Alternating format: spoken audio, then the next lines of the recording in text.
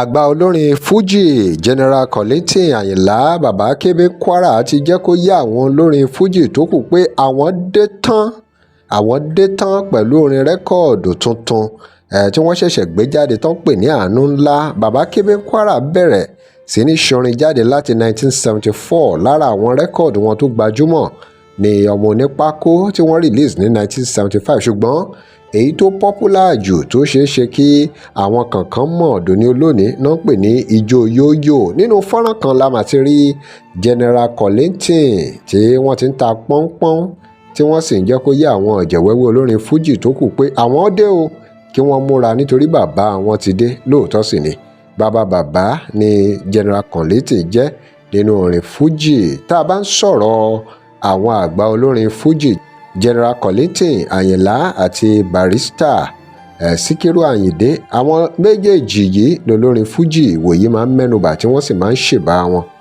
Tábà sì dínkà wo ìgbà ayé Barrister, Kolington àti Barrister ni wọ́n gbajúmọ̀ lágborin Fuji láti àwọn nǹkan bíi 1970, bó tiẹ̀ jẹ́ pé àwọn èèyàn rí wọn gẹ́gẹ́ bí orogún nígbà kan. Nígbà yẹn Kolington nínú ìtàn kan lẹ́ a ti rí kà pé ìjà wà láàrin àwọn méjèèjì.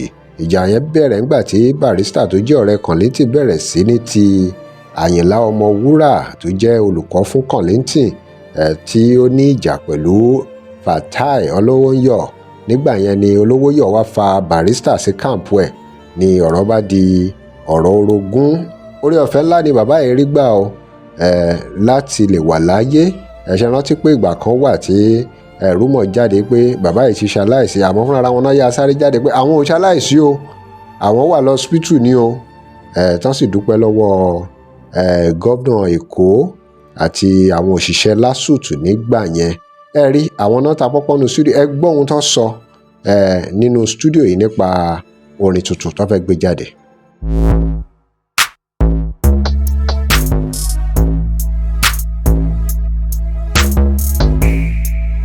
Welcome to CrossBlog XTV. Remember to like, share, and follow us. Wow, my daddy. Ọmọ mi. Ẹ káàárọ̀ sà. Pẹ̀lẹ́ my dear. Ẹ kú ọjọ́ mẹ́ta sà. Lọ́kàn pẹ̀lú. Good to see you. Daddy, you are back and better. Yes, I'm back and better. This is great. I'm back and better. Wow. Lọ́tẹ̀ yìí tuntun ńlá tó fẹ́ dùn. Mo tún wá fún ọ ní àánú. Ẹ̀rí tí bàbá ń ta pọ́npọ́n, bàbá kébé ń Kwara. Ẹ̀yin ọmọ mi ẹ múra o, bàbá yín ti dé. Ẹ múra, bàbá yín ti dé. Ṣẹ́yìn náà ṣáàmọ̀, ṣé ẹ mọ̀, bàbá ò ní gbà.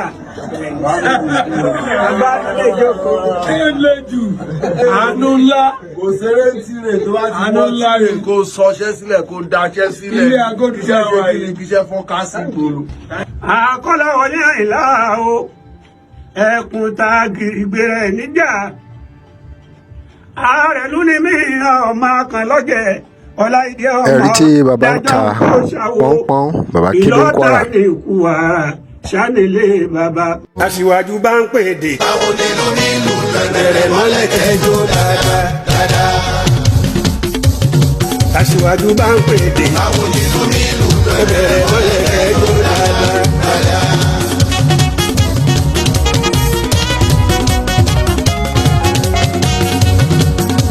Ohun tó dájú náà ni pé orin rẹ́kọ̀dù tuntun yìí láti jẹ́ ọ̀nà tí bàbá yìí fẹ́ fi dúpẹ́ látàrí àwọn ewu tọ́lọ́run ti fò wọ́n dá. Ṣé rántí pé mò ń sọ lẹ́ẹ̀kan pé bàbá yìí àwọn èèyàn ń sọ ní ìbẹ̀rẹ̀ ọdún ní January pé pé wọ́n ti lọ, bàbá ti lọ, bàbá wá jáde pé àwọn ò lọ o, pé àwọn wà láàyè.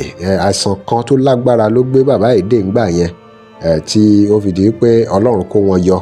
Ẹ̀tọ́ sì ń dúpẹ́ gidigidi nínú fọ́nrán tá à ń rí ńgbà yẹn tá a rí wọn ní hospital. Ó mà ṣe o, àmọ́ ọpẹ́ ni fún Elédùmarè pé Ọlọ́run kó General Kolington yọ.